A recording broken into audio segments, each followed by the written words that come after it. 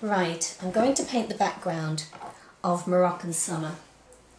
So I'm going to start off with some blue. I want to put it on fairly thickly because I need it to spread out a lot. Now, what I'm doing is I'm going to have a bluey green at the bottom, working up to oranges and yellows in the middle, and then reds and purples at the end. So I want the colours to blend as well. I want this to be green rather than blue, so I'm adding lots of yellow to it. Now the danger with doing this is that it can bleed into the areas that you've already painted, which obviously you don't want to happen. I'm just going to add some water to it, because I really want it to be nice and light.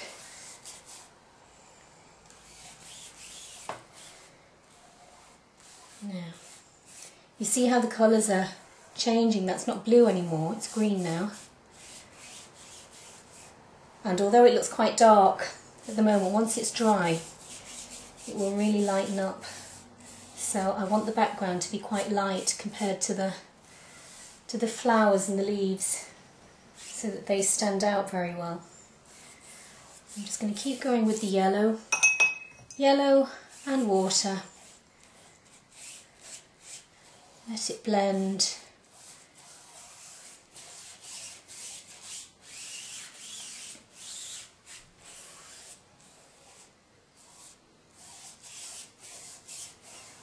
There we go.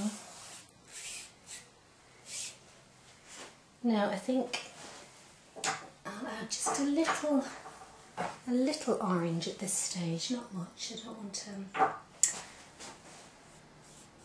I don't really want the orange to be too pronounced. Just little dashes of orange.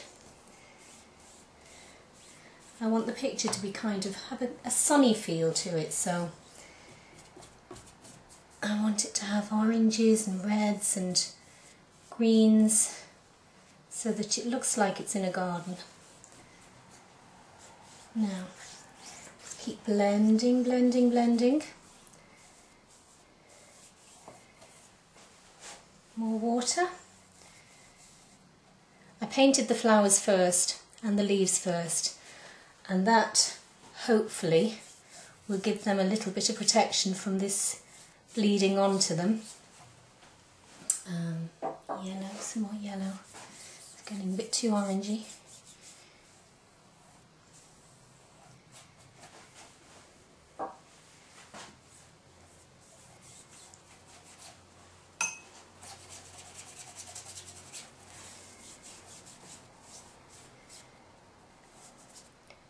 There we go. More yellow over this side. Add some more water.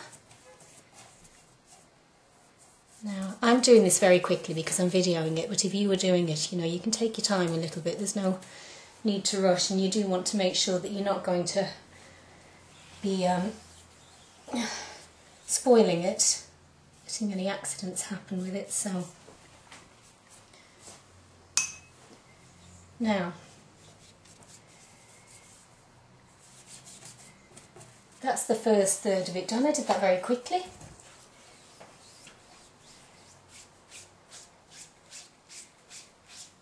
Just blend the colours a little bit more.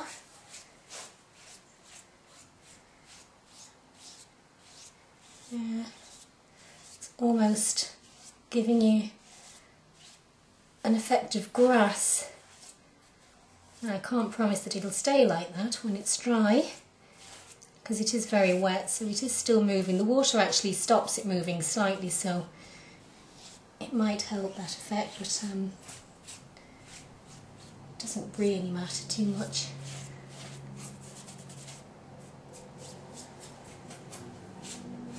Okay, now I have some salt. I'm just going to put random bits of salt. This is very, very coarse salt, very thick. I just want to put a few random bits, and what that does is it soaks up the dye in the spots that you've put it, and it just leaves little little white bits and little streaks of dark. It's a pretty effect. It's very nice. So just a few random bits of that. Get one or two up here. Not too much, I don't want to overdo it. Get quite a bit down the bottom there.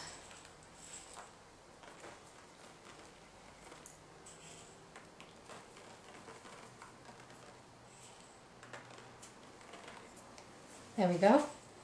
So that's the first part of the background done. That was very quick. Now, in the next part, I will show you the middle of the picture.